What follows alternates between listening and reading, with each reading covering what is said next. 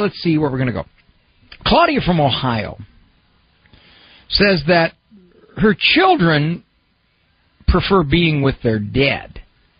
Now, one of two things here, and I don't remember. It will come to me when I hear the call. It's either a divorce situation, and these are older kids and wish to be with their dad because he's more Disney dad, or these are little kids who just get all excited when daddy's around. Something tells me it's a divorce situation. You're raising children as a single mom. How old are your children? Almost 12 and almost 16. And you say that 16. They prefer their dad's company more than yours. Well, I just see it that way. They tend to be at dad's all the time, and they don't want to live at home anymore, and they want to go to school where dad lives, and I just feel like maybe they don't see, I know they're still kids, but I just feel like they're not appreciative of the time I've lived with them on my own. Or well, what kind of Claudia, what kind of visitation arrangement do you have with their father? Can they go over there anytime they want? And that's how I kind of leave it up to them, but it's like they never want to come home.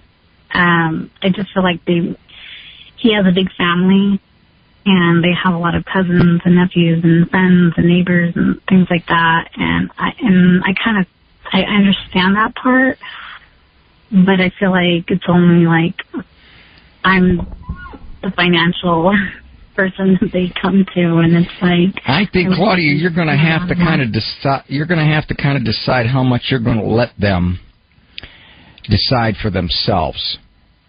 You got a 12-year-old, you got a 16-year-old. They are naturally going to choose the environment that they find, in their immature eyes, most pleasant, most appealing, most attractive, sometimes most entertaining, most materialistic.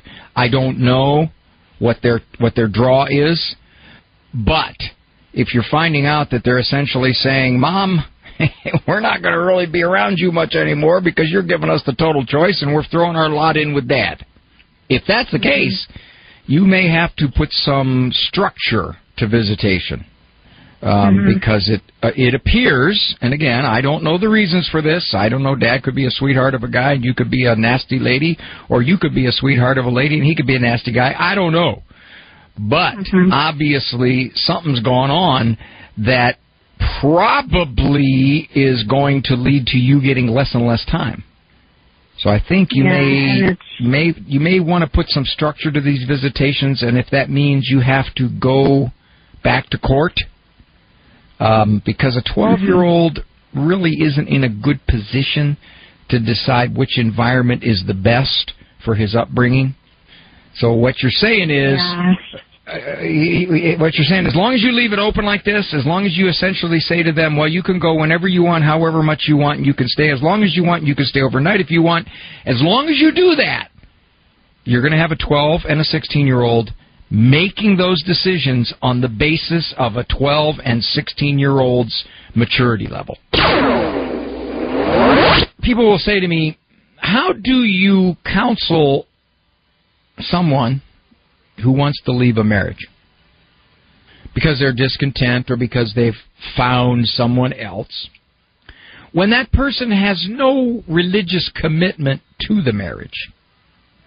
It's not an unusual scenario that one of the spouses is religious, the other not so.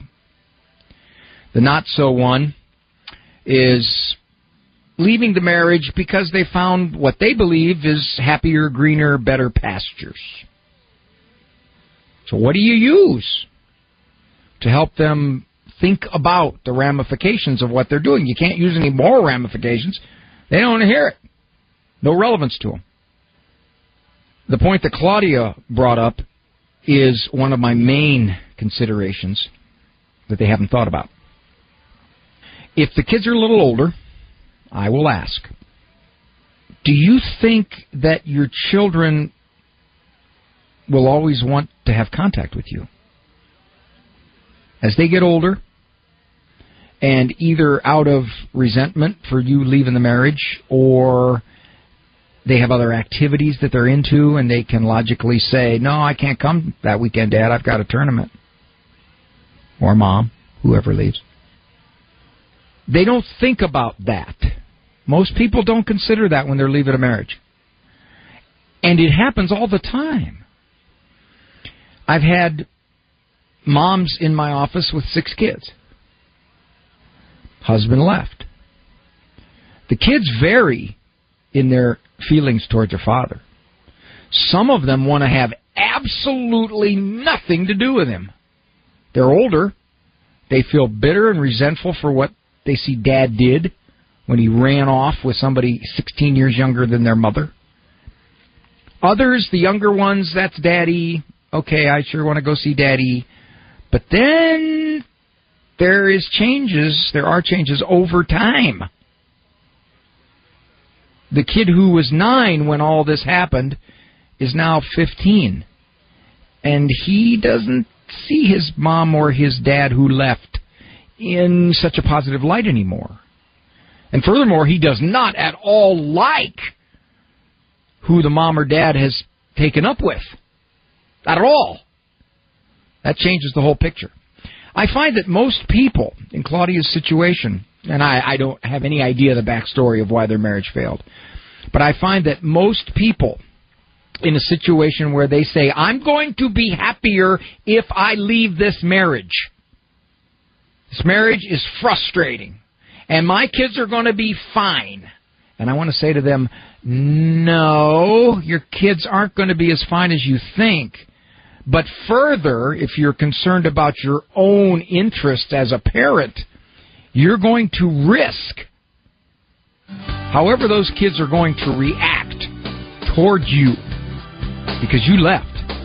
And because they just may not want to spend all that much time with you.